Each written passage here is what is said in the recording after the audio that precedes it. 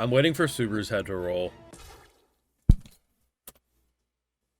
What the fuck? Oh, what's this? I'm gonna make a bold prediction, guys. This is a very happy face. You could paint flowers with blood. Beautiful flowers get covered in blood. Someone's head's rolling. Excuse me. There's multiple? Oh, here we go. Yeah, M. Ooh, M, good job. Oh, fuck these little bears. I'm waiting for Subaru's head to roll.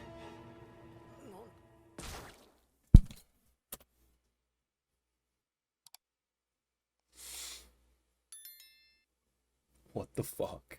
So... oh, shit! To be fair, as good of a prediction as that might seem, I've been feeling that this whole fucking episode. It almost looks like the light is fading from his eyes, but what it is it's the oncoming projectile, right? See, on one hand, this is good because we don't have to redo it. Are we in an endless death loop?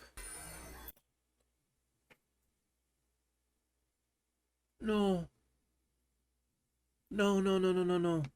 Oh, thank God he's dying. I know that sounds fucked up, guys, but thank God he's dying. I can't fucking have his fucking homeboy, his stallion, die for him and we continue. That's some grade A bullshit. You know, you'd think after all these years, all these seasons of ReZero, Subaru, of all characters, would know how to keep his head on straight. Yeah, here we are. Those are some of the highlights. You want to catch the full live reaction? Head on over to the Patreon. But, you know, as much as I want to say, damn, my timing be perfect, the whole episode I felt like my boy was not making it. Especially after watching the opening.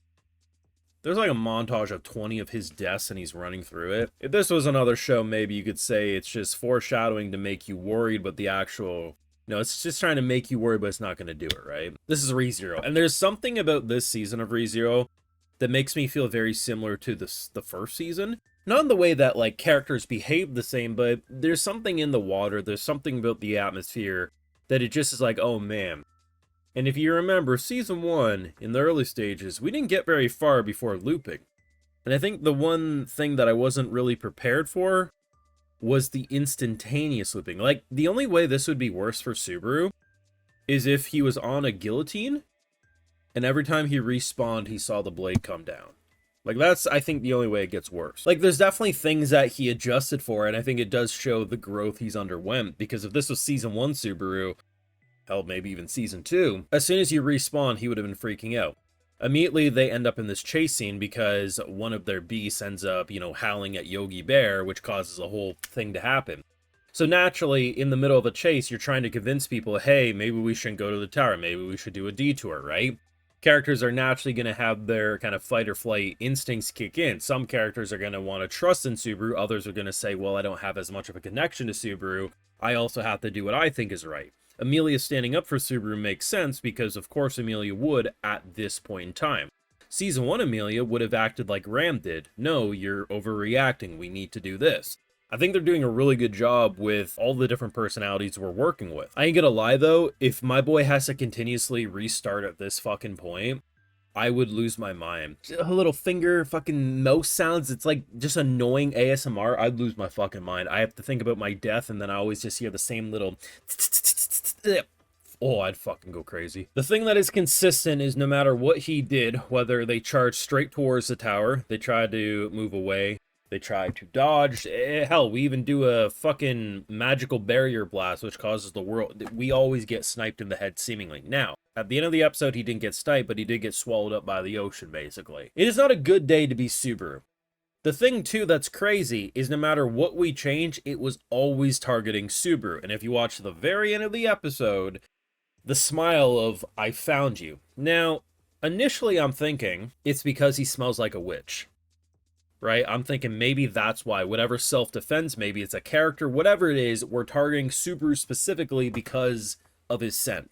If we remember in past seasons, a lot of things happen because he smelled a certain way, right? So I'm thinking maybe that's it. And it could play a factor, but with the I found you, something about it says, like, there's a very specific, like, maybe it's his ability, maybe it's someone who's similar to them. I don't know, But yeah, it's not a good day to be Subaru. And I remember when I watched the preview. I don't know how many previews they released for this season. I watched one of them. It made it feel like this was going to be a season that was going to have a lot of death.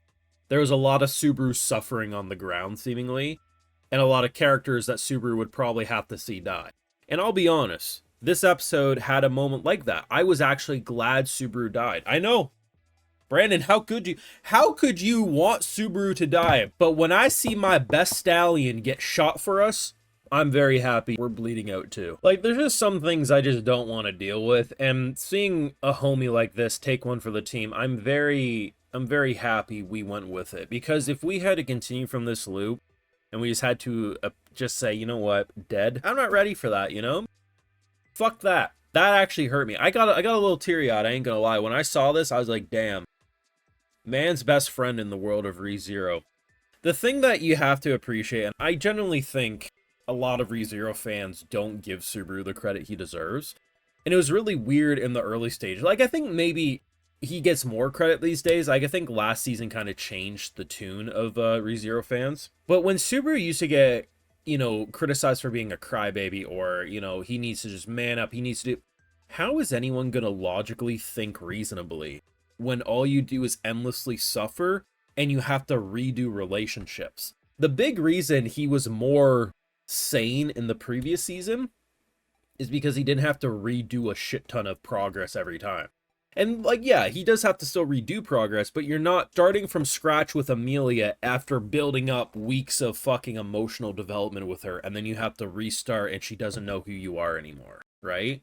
Like, you have to really consider that. The reason Beatrice can feel this way is because she has a deep-rooted connection to Subaru. Imagine if this was the early stages of ReZero and Subaru was freaking out about a tower.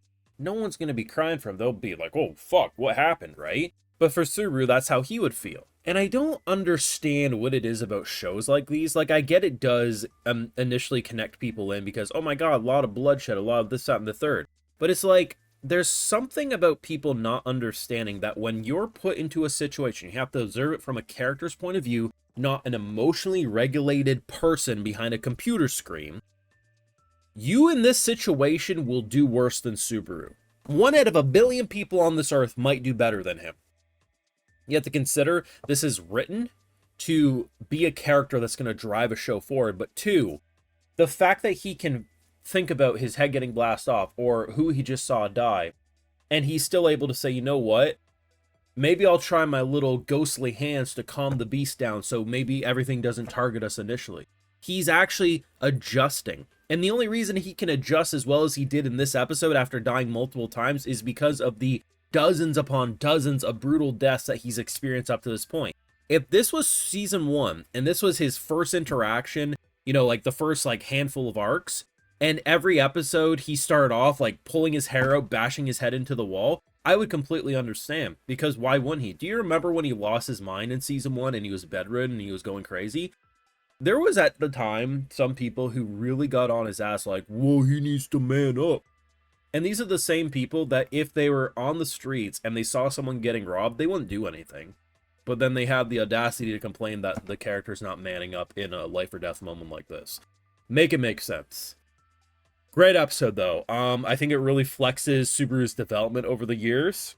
It highlights how different things are now, but it also has that familiar element of the early stages. It's just something about the atmosphere that just reminds me of the first season, and I'm really liking it.